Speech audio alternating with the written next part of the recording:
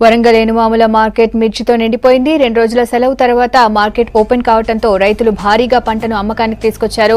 ఇవాళ ఒక్కరోజే 30,000కు పైగా మిర్చి బస్తాలు మార్కెట్కు వచ్చాయి. దీపిక వండర్ హార్ట్ రకం మిర్చికి మాత్రమే మంచి ధర పలుకుతుందని, మిగతా రకాలకు సరైన ధర రావటం లేదంటున్నారు రైతులు. ఇక మరిన్ని వివరాలు ఎనుమాముల మార్కెట్ నుంచి మా ప్రతినిధి కృష్ణమోహన్ అందిస్తారు. హాలిడే తర్వాత వరంగల్లోని ఎనుమాముల వ్యవసాయ మార్కెట్ మొత్తం ఎర్ర బంగారంతో నిండిపోయింది.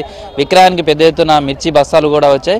అయితే రైతులు చాలా మంది కూడా 2 రోజుల హాలిడే తర్వాత కావడం, మరోవైపు ఖమ్మం మార్కెట్ కూడా ఈ రోజు సెలవు ఉండడంతో అటువైపు నుంచి కూడా ఎరవల్స్ చాలా ఎక్కువగా వచ్చాయి. ఎటు చూసినా కానీ మిర్చి బస్తాలతోటి మార్కెట్ అంతా కూడా నిండిపోయిందని చెప్పొచ్చు. అయితే లాస్ట్ ఇయర్తో పోలిస్తే మాత్రం ఈసారి ఎక్కువ దిగుబడి వస్తుంది. అదేవిధంగా ధరలు చూస్తే లాస్ట్ ఇయర్తో పోలిస్తే చాలా తక్కువగానే ఉందని చెప్పవచ్చు. ఇప్పటివరకు ధరలు చూస్తే అది వండర్ హార్ట్ 8,200 ఉండగా తేజ రకం మాత్రం 8,300 క్వింటాల ధర పలుకుతుంది. డీడీ సంబంధించినటువంటి మిర్చి రకం 7,300 ఉండగా యుఎస్ రకం 8,000 వరకు ఉంది. దీపిక 9,000 రూపాయలు ధర ఉన్నట్టుగా మార్కెట్ అధికారులు చెప్తున్నారు. అయితే ఈ ధరలు ఎంత మేరకు రైతులకు చేరుతున్నాయి, నిజంగా అంత ధర రైతుకు అందుతుందా లేదా తెలుసుకునే ప్రయత్నం చేద్దాం. చెప్పండి, అంటే ఇక్కడికి వచ్చిన తర్వాత ధర ఎట్లా ఉంది మార్కెట్లో? ధర మార్కెట్ డల్గానే ఉన్నది. ఆ రేటు చెప్పడం వరకే కానీ కొనుడు 7,000 లోపు, 7,000 ఇట్లా 7,200 ఇట్లా కొనడం జరుగుతుంది. ఇక అది 8,000 ఏదో ఒక కూటు అమ్మడం జరుగుతుంది. అంతేగాని మరీ దారుణంగా మిర్చి రేట్ పడిపోయింది.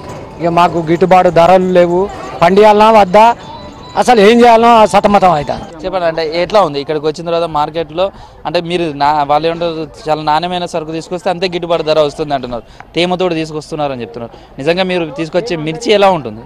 మేము తేమతో తేవట్లేదు, మంచిగా సూకా ఉంది. సూకా దానికి 7,500 7,200 పడుతుంది. 7,000 రూపాయలు పడితే రైతు బాగా నష్టపోతాను. మొన్నదాకా 12,000 ఉన్న బాబాది 7,000 పడిపోతే రైతు ఎంత నష్టపోతానని కూడా ఆలోచించారు ప్రభుత్వం.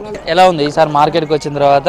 ఎందుకు అంటే మార్కెట్లో చూస్తే 9,000 దీపిక లాంటి మందుకున్నది, మిర్చికి ఉన్నది. తర్వాత యావరేజ్ మొత్తం 2,000 నుండి కింది 500 మీదికే మందులు సార్.